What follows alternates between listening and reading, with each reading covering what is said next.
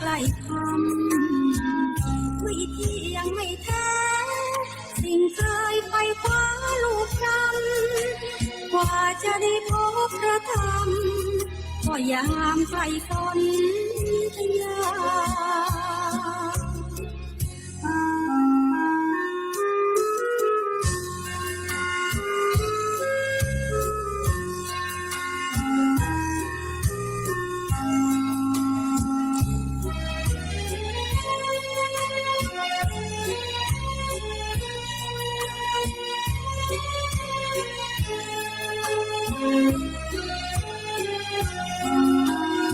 ณวาระโอกาสบัดนี้ข้าพเจ้าขอนอบน้อมคารวะแด่คุณพระรัตนตรัยคุณพระธรรมวินัยของพระพุทธเจ้าทั้ง84,000พระธรรมขันธ์คุณพระอรหันตเจ้าทุกๆพระองค์ผู้ทรงฤทธิ์ทรงเดชทรงเหตุทรงผลทรงเมตตาบารมีทรงไว้ซึ่งคุณงามความดีบริสุทธิคุณอันล้ำเลิศอันประเสริฐด้วยอริยคุณอันเป็นเนื้อนาบุญแห่งมวลหมู่เวนยสัตว์ทั้งหลายทุกทวนหน้าในวาระโอกาสนี้ตัวกับผมขอนอบน้อมคารวะแด่พระคุณแห่งพ่อแม่ครูบาอาจารย์พระบุรพาจารย์ผู้ประเสริฐและด้วยบุญคุณคือพระเดชพระคุณหลวงพ่อใหญ่วัดปิโสภารามท่านเจ้าคุณพระราชปริยัตยากรและขออนุโมทนาอนุญาตจากท่านพระครูวิวิตรอรยธรรมเจ้าอาวาสวัดป่าธรรมวิเวกบ้านดอนหอตำบลข้าวสารอำเภอบ้านผือจังหวัดอุดรราชธานีและขอโอกาสอนุญาตต่อหมู่คณะพระสงฆ์ครูบาอาจารย์เจ้าทั้งหลายที่มารวมกันอยู่ณสถานที่แห่งนี้อันมีคณะครูบาอาจารย์พระอาจารย์กรรมอาจารย์ปกกรรมและคณะท่านผู้เข้ามาอยู่ประพฤติวุฒานวิธีประกอบคุณงามความดีถือข้อวัดข้อปฏิบัติพัฒนาจิตใจกายวาจาของตนและบุคคลทั้งหลายมีคณะผ้าขาวแม่ชีผู้ใจดีใจประเสริฐใจล้ำเลิศด้วยศีลด้วยธรรมด้วยเจตนาศรัทธาเริ่มใสใจบุญได้เข้ามาค้ำจูนพระพุทธศาสนารักษาจริตที่ครองทำนองประเพณีสันติวัฒนธรรมอันประเสริฐในพระธรรมวินัยของพระศาสดาองค์พระสัมมาสัมพุทธเจ้าในวันนี้หมู่คณะพระสงฆ์ครูบาอาจารย์พุทธบริษัททั้งสี่ผ้าขาวแม่ชีทั้งปวงได้มารวมกันอยู่ณสถานที่ที่วัดป่าธรรมวิเวกเป็นสถานที่ที่ประพฤติธรรมปฏิบัติธรรมบำเพ็ญเพียรเรียนพระกรรมฐานสร้างผลงานอันดีสร้างบุญบารมีให้เกิดบำเพ็ญสิ่งที่ประเสริฐให้เกิดมีในกายในใจในส่วนนี้และส่วนรวมนั้นก็คือเรียกว่าเรามารวมกันให้เป็นผูกแผ่นแน่นหนาถาวรใน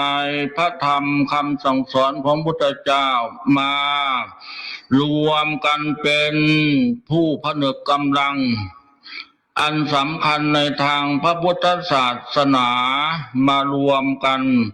เพื่อให้เป็นกิริยาการภาพพจน์บทบาท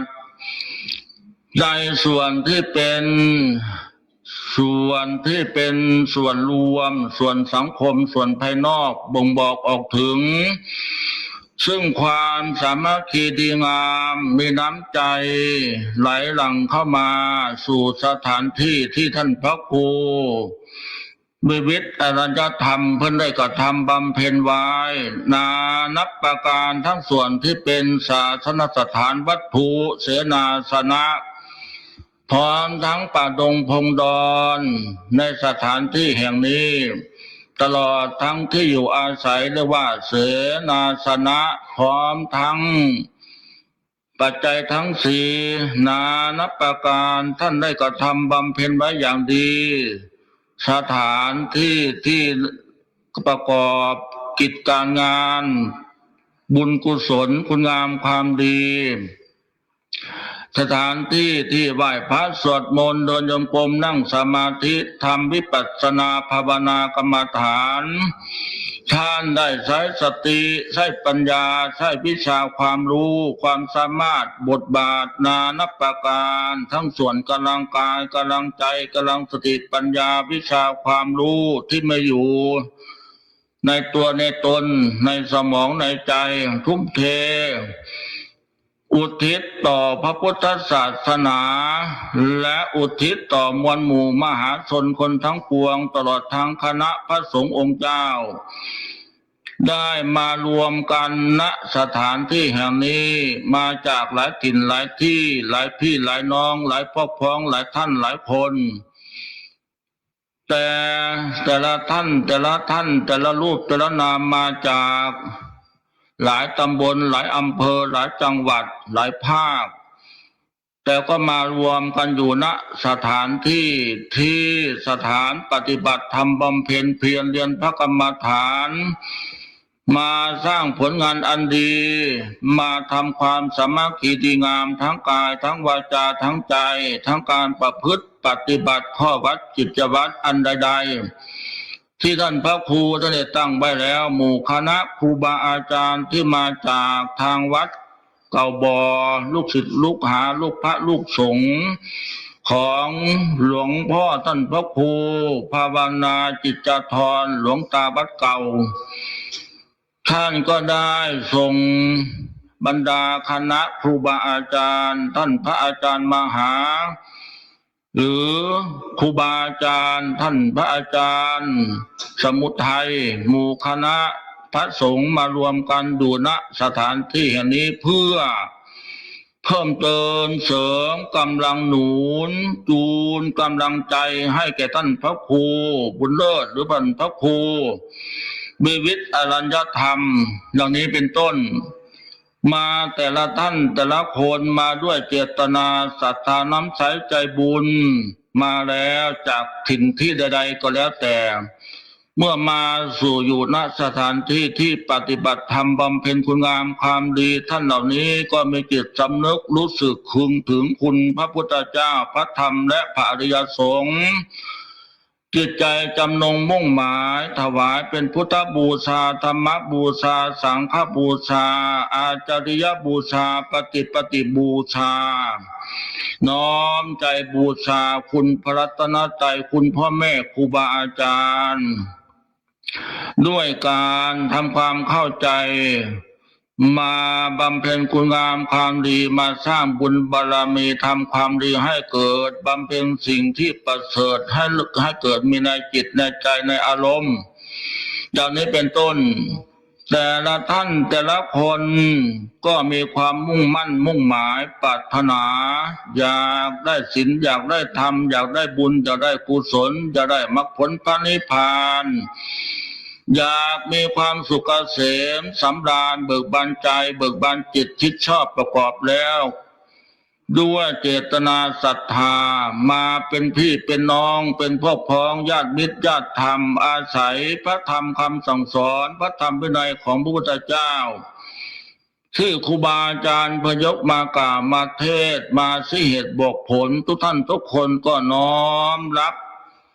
คารวะบูชาด้วยน้ำจิตน้ำใจ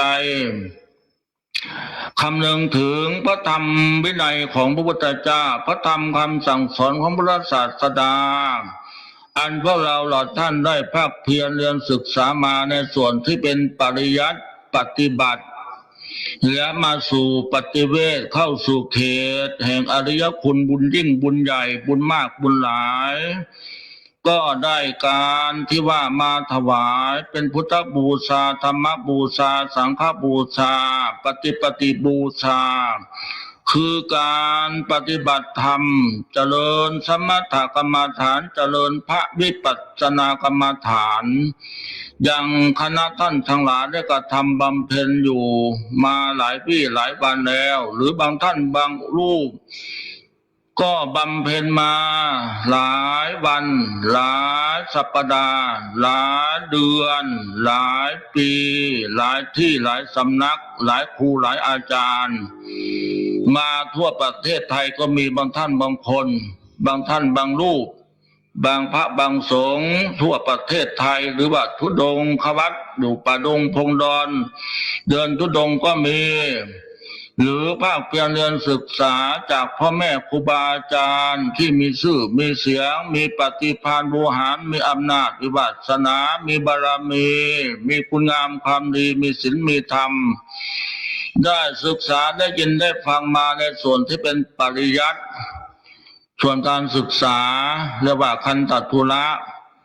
บัดนี้มาสู่ณสถานที่แห่งนี้เรียกว่ามาเจริญพระวิปัสสนากรรมฐานส่วนที่เป็นวิปัสสนาธุระอันเป็นธุระที่เราเหล่าท่านที่ใฝ่ใจตั้งใจอยากพ้นทุกข์อยากพ้นวัฏสงสารอยากถึงซึ่งกระแสแห่งมรรคผลพระนิพพานก็ได้อาศัยปฏิภาณการศึกษาที่เราได้เราเรียนมาศึกษามาจากพ่อแม่ครูบาอาจารย์ได้ยินได้ฟังมาจากพ่อแม่ครูบาอาจารย์ได้อ่านได้รู้ได้ดูเป็นตำรับตำราในพระไตรปิฎกก็ดียกออกมาภาวนาปฏิบัติพัฒนาจิตใจกายวาจาของตนเราเหล่าท่านทุกคนมีความมุ่งมั่นมุ่งหมายดังนี้ในการประพฤติปฏิบัติในการภาคเพียรศึกษาในการภาวนาปฏิบัติอันบรรดาครูบาอาจารย์เจ้าเราใด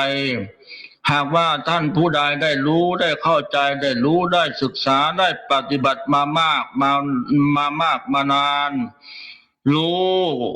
วิธีแก้วิธีไขวิธีเอาชนะใจเอาชนะกิเลสของตนก็สาธุขออนุโมทนาสาธุการด้วยแต่มาสู่ณสถานที่แห่งนี้หรือแห่งใดก็มาช่วยเกื้อกูลหนุนผู้ที่ยังศึกษาใหม่หรือยังไม่เข้าใจในการภาคเพียรเรียนภาวนาปฏิบัติมาช่วยอุ้มชู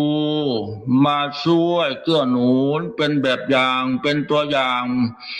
เป็นเยี่ยมอย่างเป็นตัวอย่างในทางที่ดีที่งามเช่นว่า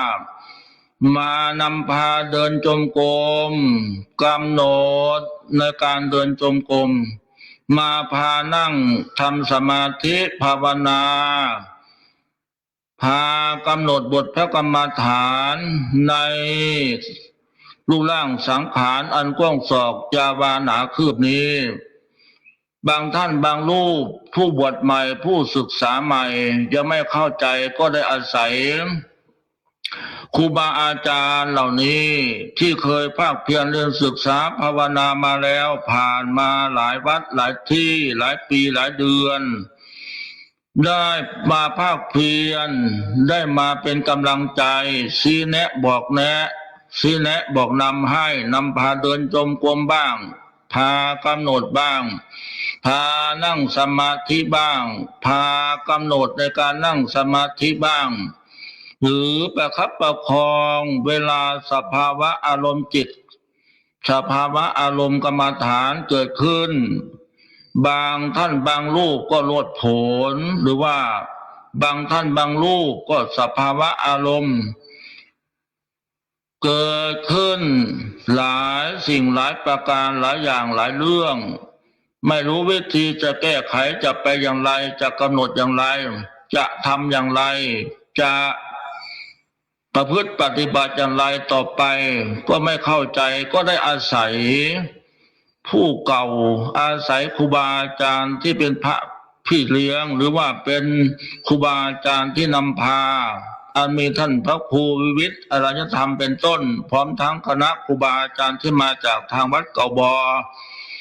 ดังนี้เป็นต้นคณะท่านทั้งหลายเมื่อเวลาภาวนาปฏิบัตินั้นนะมันไม่เหมือนที่เราคิดที่เราอ่านตามตัวหนังสือ มันไม่เหมือนที่เราคิดเราเดาเราคิดเราเดาเราคิดเรารู้ตามที่เราได้ยินได้ฟังมาบางเรื่องบางอย่างบางสภาวะบางท่านและบางคนมันไม่เหมือนกันทำไมจะไม่เหมือนกันบุพเพจกตะบุญญาตาบุญที่ทำมาในปางก่อนนั้นมันไม่เหมือนกันมีบุญเหมือนกันแต่ว่าบุญนั้นกรรมนั้นไม่เสมอกันความรู้ความเข้าใจก็ไม่เสมอกัน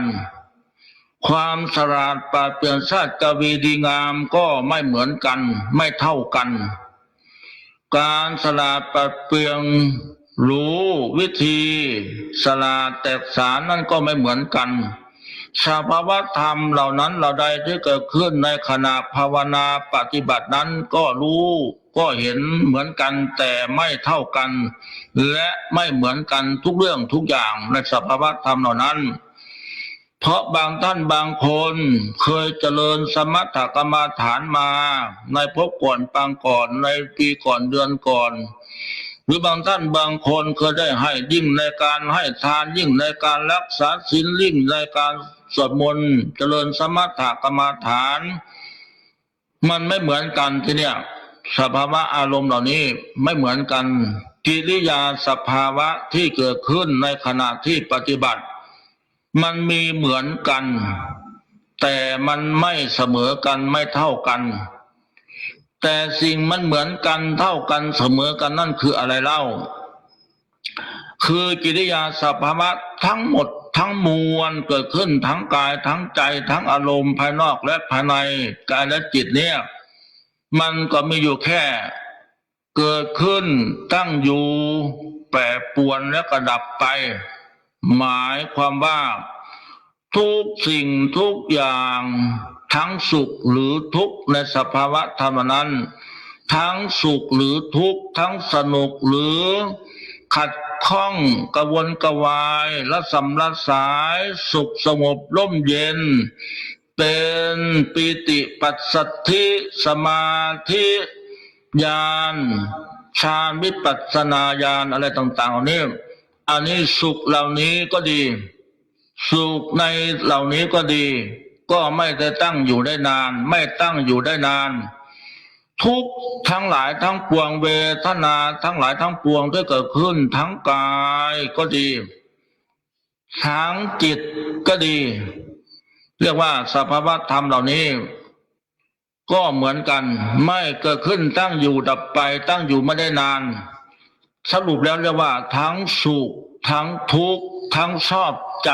ทั้งไม่ชอบใจทั้งพอใจทั้งไม่พอใจทั้งดีใจทั้งเสียใจอันเหล่านี้เรียกว่าสภาวะธรรมส่วนที่เป็นกุศล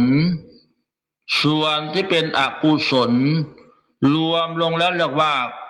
ตั้งอยู่ไม่ได้นานสักสิ่งสักอย่างสักอันทั้งกายทั้งจิตทั้งรูปธาตุนามธรรมที่เกิดขึ้นนะในกายเวทนาจิตธรรมเหล่านี้เกิดขึ้นตั้งอยู่แปรปรวนดับไปเป็นอย่างนี้อยู่แค่นี้จะสุขก็ดีทุกข์ก็ดีตั้งอยู่ไม่ได้นานเป็นอย่างนี้ตกอยู่อำนาจตกอยู่ในอำนาจของภัตตลักษณ์คืออนิจจังทุกขังอนัตตาทีนี้มันมีแทรกขึ้นมาว่าพ่อแม่ครูบาอาจารย์หลวงปู่หลวงพ่อเพิ่นคือว่าไปนั่งสมาธิทำกรรมฐานวิปัสสนาภาวนาคือว่าดีแท้คือว่ามีความสุขแท้คือว่ามีความสบายแท้คือว่ามีความหมดจดงดงามพ้นจากเวรจากกรรมจากเวรจากภัยจากบาปจากกรรมแท้ได้ยินว่ามาได้ยินมาว่าอย่างนั้นทีนี้ผู้ใหม่ผู้ไม่ได้ศึกษาให้เข้าใจอย่างถี่ถ้วนท่องแท้ก็ไปติดอยู่คำนั้นถือเอาคำนั้นสำคัญอยู่ในคำนั้นสำหรับบางท่านบางรูปนะก็ไปนั่งสมาธิภาวนาแค่ชั่วโมงแค่วันหนึ่ง2 วันก็โอ้ยคะเนี่ยเวทนามันเกิดทั้งกาย เวทนากาย เวทนาจิต เวทนานอก เวทนาใน เวทนากาย เวทนาจิต เวทนาในความคิดปรุงแต่งสารพัดมันจรขึ้นมาเห็นขึ้นมาให้ก็ไปสงสัยแล้วว่าทำไมเนาะเพิ่นบอกว่ามานั่งสมาธิทำกรรมฐานเข้าอยู่ปริวาสกรรมทำไปแล้วได้บุญมากสงบมากเย็นมากสบายมากดีมากหมดเวรหมดกรรมหมดทุกข์หมดโศกหมดโรคหมดภัยหมดกิเลสอวิชชาตัณหาเสลียดจันไรดับไปสิ้นไปเหมือนเราสวดมนต์นะเหมือนเราที่เราบทสวดนะบางคนไปติดอยู่ตรงนั้นเพราะศึกษาไม่ได้ละเอียดละอ่อนได้ยินมาอย่างนั้นก็มาสงสัยมัวแต่นั่งสงสัยค่ะเนี่ยสงสัยนั่นแหละขัดข้องขัดใจนั่นแหละขัดข้องคาใจนั่นแหละเพราะมันยังไม่สงบยังไม่ประลบถึงที่มันจะสงบในสภาวะธรรมเหล่านั้นนะก็มานั่งสงสัยอะไรอาวรณ์อยู่ว่ากูถูกหลอกแน่ๆถูกยังพอนั่นอาจารย์นี่หลอกมาให้มานั่งสมาธิกรรมฐานนั่นบะคู่วิเวกตื่นแต่เช้าลุกแต่เด็กเดินจงกรมก็หนออยู่ขวาอย่างหนอซ้ายอย่างหนออยากนั่งก็บ่ได้นั่งย่ำนั่งอยากยืนก็บ่ได้ยืนอยากเดินก็บ่ได้เดินน้ำเดินอยากนั่งก็บ่ได้นั่งอยากพักก็บ่ได้พักโอ้ยถูกหลอกก็คักบาดนี่ว่าอันนี้เป็นอย่างนี้ปรุงแต่งไปที่จริงแล้วน่ะมันเกิดให้รู้เกิดให้ดูให้เราได้ศึกษาให้เราได้เห็นคำว่ากายเวทนาจิตธรรมนี้กายก็คือรูปร่างสังขารที่เรามองเห็นเนี่ยธาตุทั้งสี่ขันธ์ทั้งห้าอาการ32อายตนะภายนอกและภายในกายและจิตรวมได้แล้วว่าธาตุทั้งสี่ขันธ์นั้นเรียกว่ารูปธาตุอันนี้นะนามธรรมเนี่ยนะนามธรรมเป็นความรู้สึกทั้งหมดทั้งมวลที่เกิดขึ้นไม่มีตัวไม่มีตนความรู้สึกว่าสุขทุกข์สงบปรุงแต่งเสียบแทงกระวนกระวายอึดอัดหงุดหงิดขัดข้องโมโหใจร้อนใจดีใจเย็นใจเป็นเทวดาใจเป็นพระใจเป็นธรรมใจเป็นผีเป็นมารเป็นยักษ์เป็นเปรตเป็นสัตว์นรกเสด็จสารอันนี้นะมันเป็นความรู้สึกขึ้นมานะจะให้ก็เป็นผีใจดีก็เป็นพระเป็นเทวดาใจโหดให้เป็นปอบเป็นกะเนี่ยมันก็เป็นอย่างเนี้ยอันนี้มีความรู้สึกว่าปรากฏว่าสุขทุกข์สบายสงบเนี่ยอันนี้เรียกว่านามธรรมอันนี้ขอทำความเข้าใจนิดหนึ่งจะได้เข้าใจเวลาปฏิบัตินะ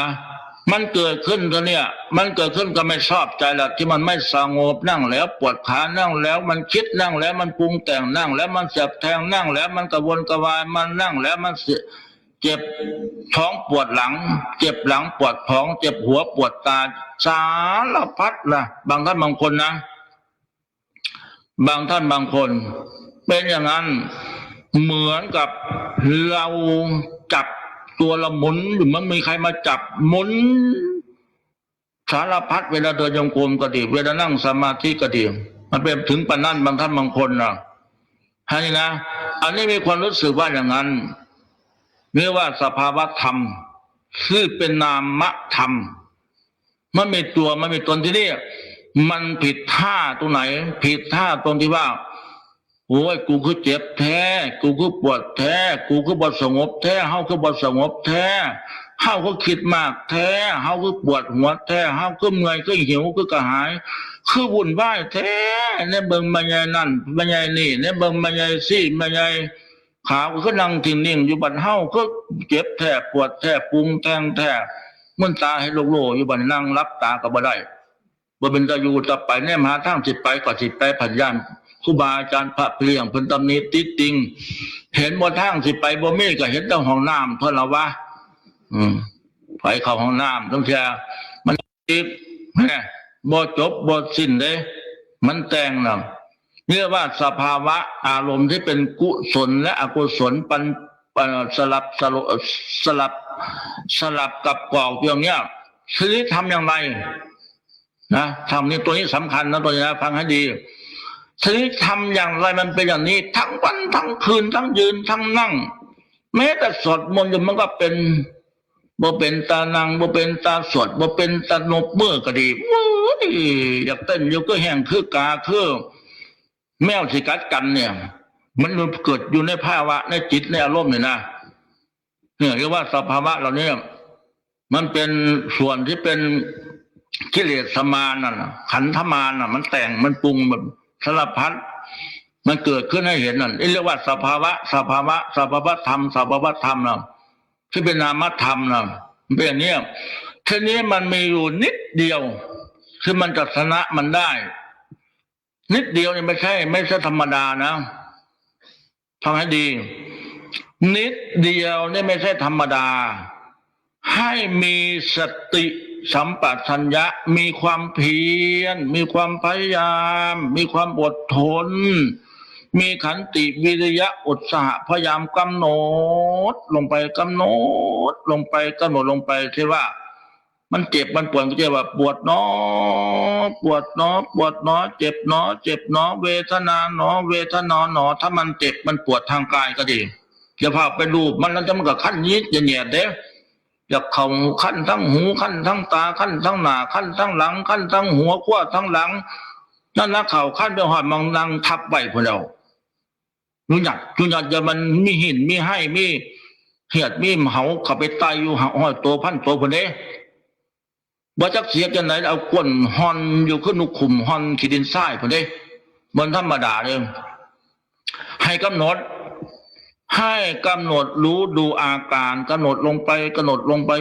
อาการที่กำหนดนี่อย่าไปกำหนดว่าเสียให้มันหายเสียให้มันหยุดเสียบ่ให้มันเจ็บเสียบ่ให้มันปวดเสียบ่ให้มันคันเสียบ่ให้มันหงุดหงิดเสียบ่ให้มันคิดเสียบ่ให้มันปรุงแต่งเสียบ่ให้มันโกรธมันยังสั้นขันนั้นน่ะผิดอีกเป็นโมหะอีกเป็นมิจฉาทิฏฐิอีกบ่ได้บ่แม่นกุศลธรรมเป็นอธรรมกำหนดรู้ดูตามอาการของเขาที่ปรากฏเกิดขึ้นในกายนี้เกิดขึ้นในจิตนี้ในสภาวะธรรมเหล่านี้เกิดขึ้นในรูปธาตุทั้งหมดในรูปธาตุทั้งหมดในกายเขาเนี่ยตั้งแต่หัวถึงปลายตีนตั้งแต่ตีนถึงปลายผมเนี่ยรูปธาตุนามธรรมนามธรรมก็คือสภาวะที่มันปรากฏรู้สึกว่าเนี่ยกำหนดลงทีกำหนดถ้ามันคิดก็ว่าคิดหนอขณะที่ว่าคิดหนออย่าไปคิดว่าจะกำหนดให้มันเศร้าเลยให้กำหนดรู้ดูลงไปอาการเชื้อเผาปรากฏขึ้นทางจิตนี่นะกำหนดลงไปให้หู้ว่าเจ้าของกำหนดให้หู้ว่าเจ้าของกำหนดว่าคิดหนอหรือว่าทุกข์หนอหรือว่าพุ่งซ่านหนอหรือว่ารู้หนอหรือว่าโกรธหนอหงุดหงิดหนออึดอัดหนอขัดข้องหนอกระวนกระวายหนอเจ็บหนอปวดหนอเวทนาหนอให้หู้มีสติตามลงไปในจุดที่เขากำหนดเด้มีสติเฝ้ารู้เฝ้าดูเฝ้าศึกษาให้เป็นตัววิปัสสนาแจ่มแจ้งเนี่ยวิปัสสนาญาณนะวิปัสสนาญาณเห็นรู้ดูแจ่มแจ้งสิ่งที่วิเศษวิโสเลิศเลอที่เป็นสภาวะธรรมที่เป็นกุศลก็ดีที่เป็นกุศลธรรมานะที่เป็นอกุศลก็ดีที่เป็นอกุศลที่ไม่ดีนั่นน่ะกำหนดลงไปคำว่าธรรมะที่เป็นอกุศลคืออะไรคือมันมีความโกรธความเคืองความหงุดหงิดอึดอัดขัดข้องกระวนกระวายปรุงแต่งเสียบแทงนั่นเลยว่าเป็นอกุศลธรรมาแต่อย่าลืมว่าถ้าเรากำหนดลงไปในจุดนี้มันเป็นเป้าหมายของสติเป็นเป้าหมายของสติให้สติไปปรากฏกำหนดรู้ในจุดนี้เป็นตัวสนับสนุนสติสนับสนุนสมาธิสนับสนุนปัญญาสติปัญญา ให้เข้มแข็งให้แก่กล้าให้โดดเด่นให้เป็นสง่าให้เกิดคุณค่ายิ่งโลดสดใสในสติปัญญาถ้าไม่มีกิริยาการเหล่านี้เราจะเอาสติไปตั้งไว้ตรงไหนไม่กำหนดอะไรเอาสมาธิไปตั้งไว้ตรงไหนให้มันเกิดสมาธิตั้งมั่นขันติธรรมนำพาเราจะได้ขันติธรรมที่ไหนได้วิริยะอุตสาหะความเพียรเรียนรู้ดูสภาวะอารมณ์ความเกิดดับของนามรูปได้อย่างไรมันต้องเกิดมันต้องรู้มันต้องเห็นมันต้องเป็นมันต้องสลายมันเป็นอย่างนี้เส้นทางของธรรมะเส้นทางของสภาวะธรรมพูดแล้วเลยว่ามันเป็นเส้นทางของจิตมันเป็นเส้นทางของสภาวะจิตที่เป็นนามธรรมนั้นคือความรู้สึกนึกคิดอันนี้นะความรู้อันนี้แต่มันเป็นเป้าหมายของสติเป้าหมายของสมาธิเรียกว่าที่เราเรียนมาในนวโกวาทการตั้งใจไว้มันชอบเรียกว่าสมาธินะคำว่าตั้งใจไว้มันชอบคืออย่างไรเล่าตั้งใจไว้มันชอบก็คือในจุดนี้แหละที่เรานั่งอยู่นี่แหละที่เรากำหนดอยู่นี่แหละที่เราปรากฏอยู่ในสภาวะอาการที่มันเกิดสุขเกิดทุกข์เกิดเวทนาเกิดสุขเกิดเบาเกิดเย็นเกิดสงบเกิดปรุงแต่งนี่แหละเอาความรู้สึกไปกำหนดรู้ตั้งใจไว้จุดนี้กำหนดรู้สังเกตรู้ดูอาการที่เขาปรากฏจะสุขหรือทุกข์ชอบใจไม่ชอบใจก็แล้วแต่ละอันนั้นเป็นเรื่องของเส้นทางของธรรมะสภาวะจิตนามธรรมแต่ผู้ปฏิบัติธรรมกรรมฐานนั้นอย่าลืมประเด็นที่ว่ากำหนดรู้ทุกอย่างวางทุกเรื่องอย่าไปขุ่นเคืองอย่าไปเปลี่ยนเวลาคอยหาให้มันสงบให้มันดีให้มันเลิศให้มันประเสริฐรู้นั่นเห็นนี่รู้นี่เห็นนั่นเป็นนี่ไม่ใช่เสียเวลาเปล่าๆอันนั้นเป็นผลพลอยได้นะเรียกว่าอานิสงส์ผลพลอยได้จากการที่เราตั้งใจกำหนดบทพระกรรมฐานในสภาวะธรรมเหล่านี้เนี่ยสำหรับผู้ที่ปฏิบัติใหม่หรือเคยได้บ้างยังไม่ได้เคยได้ยินได้ฟังคงจะสับสนคงจะไม่รู้ก็ไม่เป็นไรกำหนดรู้ได้ยินหนอรู้หนอไปเรื่อยๆก็เป็นธรรมเป็นกุศลเป็นศีลเป็นสมาธิเป็นสติเป็นปัญญาเหมือนเดิมเหมือนกันนะขอให้กำหนดรู้รวมได้ละว่าน้อยนิดหนึ่งนี่คือกำหนดรู้เท่านี้แหละกำหนดรู้เขาจะเกิดเขาจะปรุงเขาจะแต่งเขาจะนิ่งเขาจะไหวเขาจะเป็นอีท่าไหนอย่างไรอย่าไปวิ่งตามเขาอารมณ์นะสภาวะนั้นให้เป็นผู้มีสติสัมปชัญญะเพ่งพินิจพิจารณาศึกษารู้กำหนดรู้ตามอาการสภาวะธรรมนั้นที่เกิดขึ้นตั้งอยู่และแปรปรวนดับไปมันเป็นอยู่แค่นี้ส่วนที่ได้สงบนิ่งเย็นสบา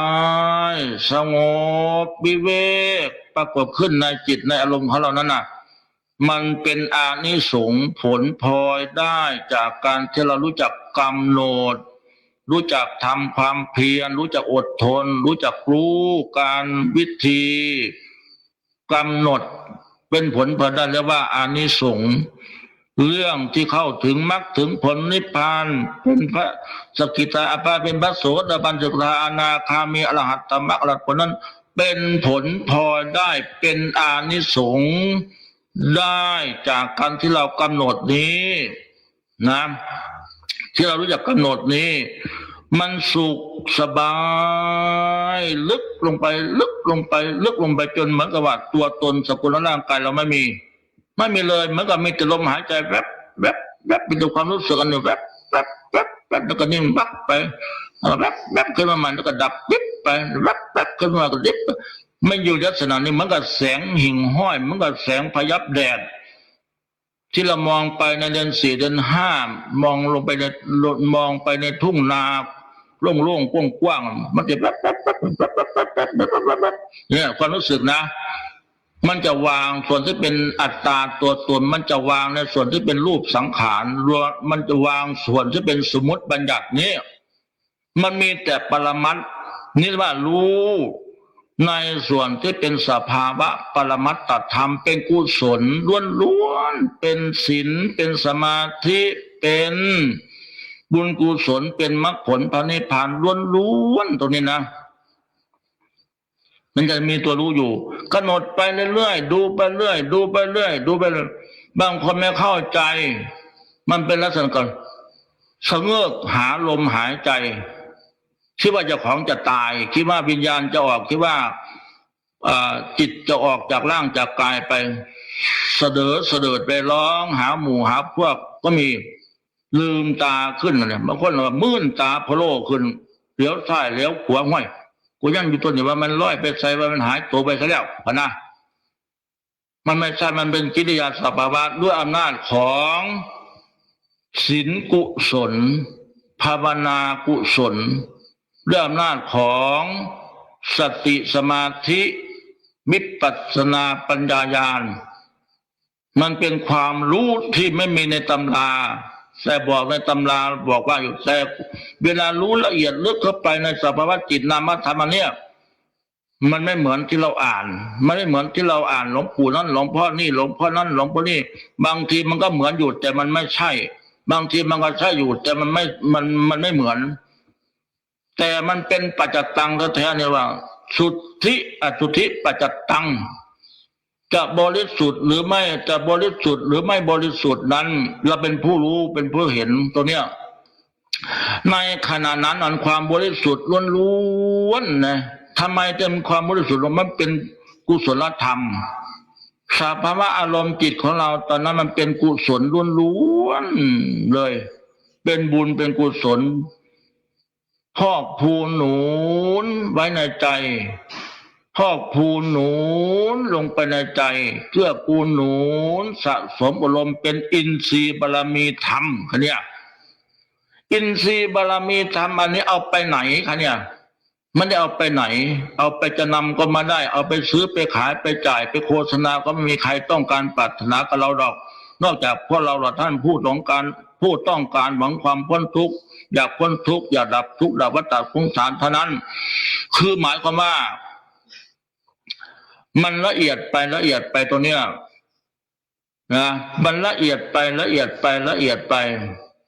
มันเกื้อกูลหนุนสะสมเป็นอินทรีย์บารมีธรรมมีพลังอันยิ่งใหญ่มั่งหือมาค่ะเนี่ยไม่มีตัวไม่มีตนแต่มีพลังอันยิ่งใหญ่มั่งหือมาเป็นแต่ความรู้สึกละเอียดละออกปณีตสุขุมคำพีรภาคยากที่จะเดายากที่จะเข้าใจถ้าไม่ได้ปฏิบัติพระวิปัสสนากรรมฐานแม้แต่ปฏิบัติอยู่ก็ยังยากอยู่ถ้ายังไม่ถึงจุดนั้นนะยากอะไรยากไม่เข้าใจถ้ามันถึงจุดนั้นเป็นเรียกว่าสุทธิอสุทธิปัจจตังมันเป็นเรื่องรู้ด้วยเฉพาะตนบริสุทธิ์หรือไม่บริสุทธิ์จุดนี้มันเป็นเรื่องเฉพาะตนเป็นผลกำไรมาจากที่เรารู้จักว่ากำหนดเนี่ยแล้วกำหนดคำเดียวเนี่ยนะกำหนดคำเดียวเนี่ยนะความเพียรวิริยะอุตสาหะพยายามขันติวิริยะศรัทธาปาสาทะอยู่ในนี้หมดดูในคำว่ารู้จักคำว่ากำหนดหนอลงไปเนี่ยนะเจ็บหนอปวดหนอหงุดหงิดหนอโมโหโกธาเล่าร้อนอุทธรทุกอะไรก็แล้วแต่กำหนดลงไปตรงหน้าผากมันเลย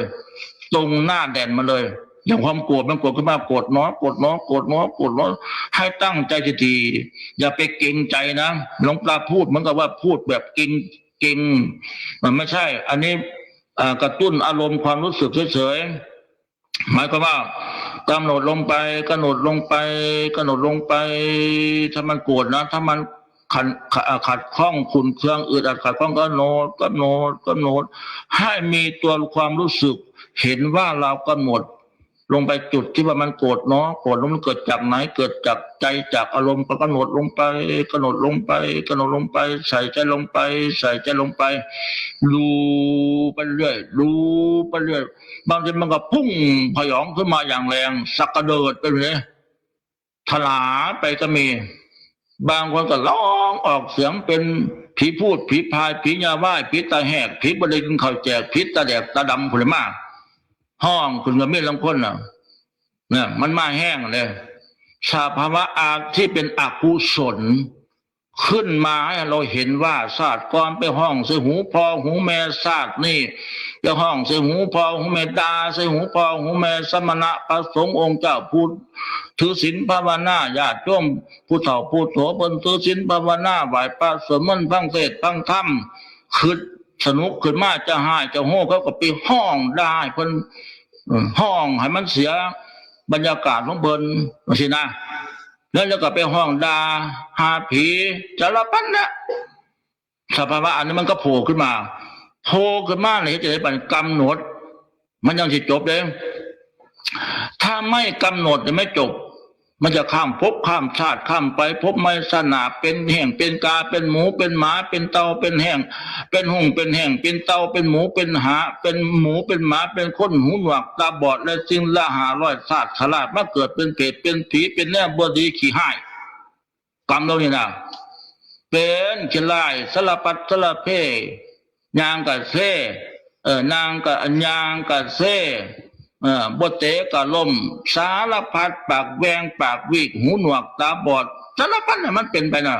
โดยวิบากผลกรรมเหล่านี้ผู้ใดเคยด่าพ่อด่าแม่ด่าสมณะพระสงฆ์องค์เจ้า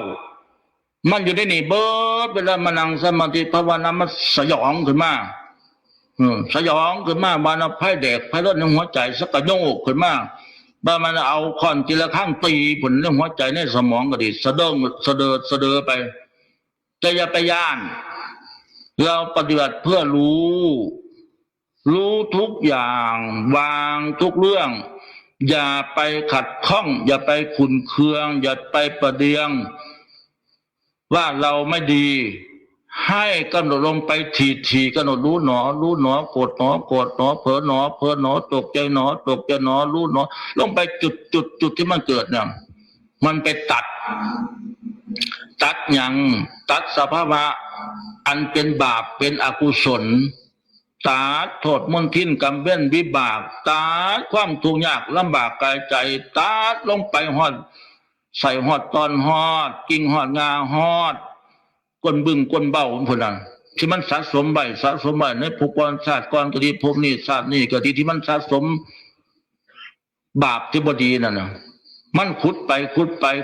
ปานนี้มันจบในบ้านมันเบามันบางมันเห็นสัตว์ขึ้นมาเห็นสมกำหนดไปเรื่อยเอาเรียกว่าอยากพ้นทุกข์อยากพ้นจากลำบากยากเข็นยากใจอย่าพ้นเวรกรรมอันใดอย่าไปขี้เกียจกำหนดอย่าไปขี้เกียจในการเดินโยมกลมกำหนดอย่าไปขี้เกียจในการนั่งสมาธิภาวนาวิปัสสนากรรมฐานกำหนดอย่าเอาขี้มาแลดหน้าถ้าอยากจะเป็นนางฟ้าเทวดาเป็นนางฟ้าเป็นเทวดาเป็นพระอินทร์พระพรหมพระยมพระการไปพระนิพพานกับพระพุทธเจ้าเหล่าพระอรหันต์อย่าเอาขี้มาท่าหน้าไม่ว่าอย่าเอาขี่มาท่าหน้าบ่มีราคาคือขี่อย่างเลยคือขี่หมูขี่ไก่ขี่เป็ดขี่งัวขี่ควายเลยขี่อย่างนั้นขี่ไล่ขี่โง่ขี่โบกขี่ไพ่ขี่ลักขี่กระโมยขี่โมโหขี่บนขี่จมขี่หึงขี่หวงไม่ออกขี้เหล่านี้ข้ามให้ได้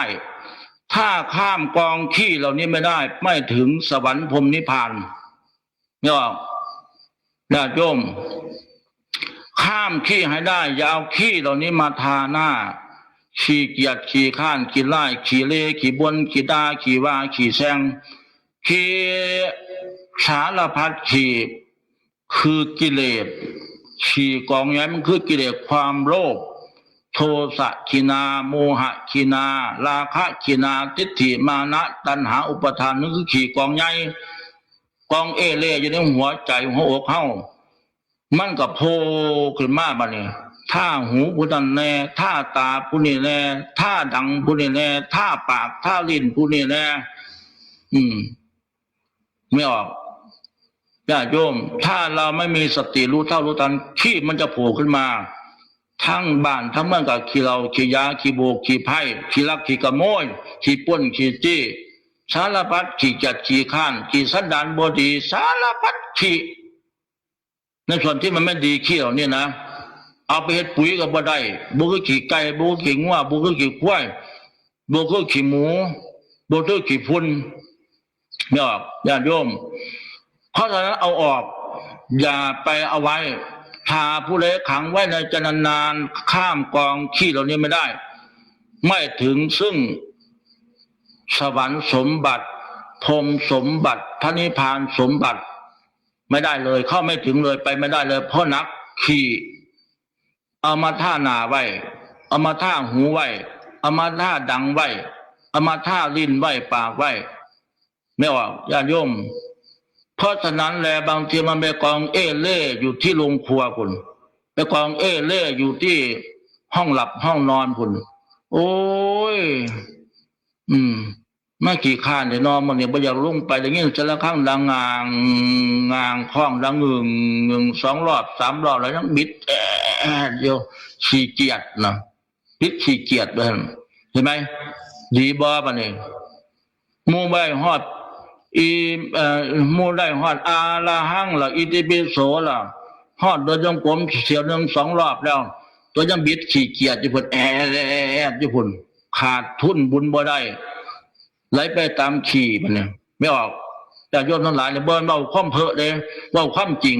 ใครก็เป็นด้วยกันแต่ก่อนนะพระเจ้าน้ำสาดเอาว่าจะละมั่วได้เนี่ยเอาความจริงถึงเวลาตีกงเด็กเป็นห่อนิดน้อยนี่พอนลูกกับแม่ตีกงเด็กได้หลับต่อขี้ง่วงขี้เหงาขี้เกียจบิดขี้ย่ำหนาวแห้งคักหลวงปู่มันเอาน้ำยุกาสาดใส่หัวใส่เปียกมอดยอดไปเลยสักก็เดินขึ้นยังไปบิดต่ออีกบิดขี้เกียจอยู่มองตีกองเด็กพุ่นไม่ออกอันนี้ความจริงมีทุกคนนะแต่พยายามพลิกจากขี้เหล่านี้นะให้มันเป็นปุ๋ยอย่างละปุ๋ยผู้มาปฏิบัติวิปัสสนาภาวนาเนี่ยปุ๋ยให้มันเกิดศีลสมาธิปัญญาก็เอาจากตัวนี้แหละมันขี้เกียจมากก็หนอขี้เกียจเนาะขี้เกียจเนาะขี้เกียจเนาะขี้เกียจลุกขลาดปึ๊ดขึ้นรถไปเลยเสียงข้องดังดนแล้วเสียงข้างดังนั่นแล้วเสียงยาคู่ยาซาท่านพระคู่ครูบาจะเพิ่นอาละหังแล้วฮอดเดินจงกรมแล้วเขามีสติกำหนดหูรู้เท่าท่านยันมันคือมาให้พ้นจากขี้ให้เป็นปุ๋ยตรงไหนปุ๋ยให้มีความมี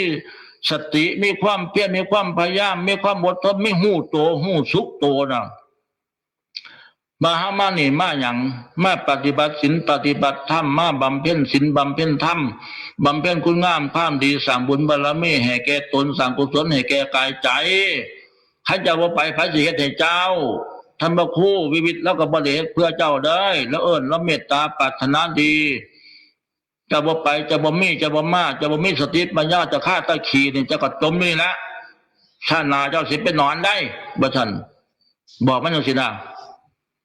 มันเป็นในโผล่ขึ้นมาแล้วก็โอ้ยตัวเขาเนี่ยมันหนักได้เป็นตันพุ่นน่ะมันบ่จะลุกนอนลุกขึ้นมาแล้วไปนั่งที่แปลงพันยังหลับผ้าแปลงพันอยู่น่ะนักปนันผู้ใดหาวก๊อกถึงข้ามหอดก๊อกแล้วก็บยุทธ์นะบ่พอใจหาวเนี่ยก็ปากเคลื่อนงุ่มใบเพื่อให้กำหนดหาวว่าบ่หามบ่กำหนดหอดจนพูดเรื่องบ่คักกันนะนี่คือจังขี้เกียจขี้ข้านขี้เผลอขี้โง่ขี้เงาเนี่ยขี้เน่าขี้เหม็นโอ้บ่เป็นดาวกองเอเลี่ยนนี่ส่วนบ่ขี้เน่าขี้เหม็นนั่นเรื่องของโทนผุนอันนี้เดินไม่ออกเพราะฉะนั้นญาติโยมท่านทั้งหลายครูบาอาจารย์ทั้งปวงอันนี้เอาความจริงมาพูดให้ฟังว่า ที่มันกองเอเล่อยู่ที่นี่ดิเฮาเนาเฮาเหม็นเฮาเป็นเฮาตายเฮาหลายเฮาซัวเฮาเป็นขี้กลัวท่องแดวเป็นขี้กลัวท่องแดงเป็นข้ามแข็งข้ามกาบเป็นพี่บ้าบ่จักรักษาศีลรักษาธรรมบ่จักบุญจักกุศลจะมาผลปณิพพานน้ำเพลินกับพวกขี้โกรธขี้เกียจขี้ข้านขี้ลายขี้เลขี้ปึกเพราะไม่ได้เจริญศีลสมาธิปัญญาไม่ได้เจริญพระวิปัสสนากรรมฐานบ้านก็เลยเกิดขี้นะขันตะปูนั่นก็ไปตีบ่ได้เพราะขี้สนิมกินมันก่อนมันบ่มีพลังบ่มีกำลังบ่มีคุณภาพเล็กก็ว่าขี้สนิมมันกินมันก่อนแล้วก็เอาไปเฮ็ดหยังก็บ่ได้นานเอาขี้ท่าไว้ก็ยังขาดยังก่อนยังกุดยังเหี่ยนยังพังยังเพลงมาเพราะมันไม่ขี้ไปติดขนาดมันบ่มีจิตวิญญาณเนี่ยนะเห็นไหมออกขี้สนิมกินเพราะว่าขี้ขมเมาเกาะก็บ่เป็นตะเบิงนะกระจกประตูหน้าต่างถ้าไม่ขี้ขมเมามันไปเกาะก็บ่เป็นตะเบิงบ่สะอาดสันใดใจวาจาของพวกเราเนี่ยกายใจของเราเนี่ยถ้าไม่เอาพวกนี้ออกไปบ่เป็นตะเบิงบ่เป็นตะนางใกล้บ่เป็นตะอยู่ใกล้บ่เป็นตะเข้าใกล้เพราะอะไรเพราะขี่มันโผล่มาขี่จมขี่ด่าขี่ว่าขี่โกรธขี่โลภขี่หลงขี่โมโหสารพัดแล้วมันไม่ออกไผก็บ่อยากเข้าใกล้ได้แบบเขาหมิ่นขี่เขาขี้เกียจเขาขี้เดียดขี่นักปราชญ์ราชบัณฑิตตัวมีความคิดปราศจากขี่ทั้งปวงเนี่ยเพิ่นบ่เข้าใกล้ได้บ้านพวกเนี่ยป๋าทิมถ้ามันป๋าทิมเพิ่นบอกว่าโอ้ยท่านบักคู่ก็จะมันบ่อยากเว้าน้ำถามกับบ่ปากหันหลังใส่ไปอ่อนหลอดฐานะบ่อยากว่าอย่างของเอาขี่โพกไว้หลายๆในหน้าก็ดีในตาก็ดีในปากก็ดีในมือก็ดีในตีนก็ดีในกายทั้งหมดก็ดีในใจก็ดีท่านพระครูบรรยืนนำยาดีวิเศษพุทโธธัมโมสังโฆสติปัญญาให้ล่างเด้อขัดเด้อขี่อันนี้เด้อขี่เกียรติเด้อขี่โลภนี่เด้อขี่หลงขี่โมโหโกธาในล่างเด้อพุทโธเด้อสติเด้อกนุเด้อท่านยื่นยาวิเศษยี่ห้อพุทธพุทโธให้บริษัทพุทธพุทโธให้ไม่เอาขบยางหนีจากพระโอ้ยผมบ่อยากปากน้ำโอ้ยถามกับบ่อยากปากกราบกับบ่อยากหันหน้าใช่จะเป็นอย่างไรทำพระคู่ก็ดีคู่มือเนี่ยบุคือเก่าพนะไปเพื่อนเด้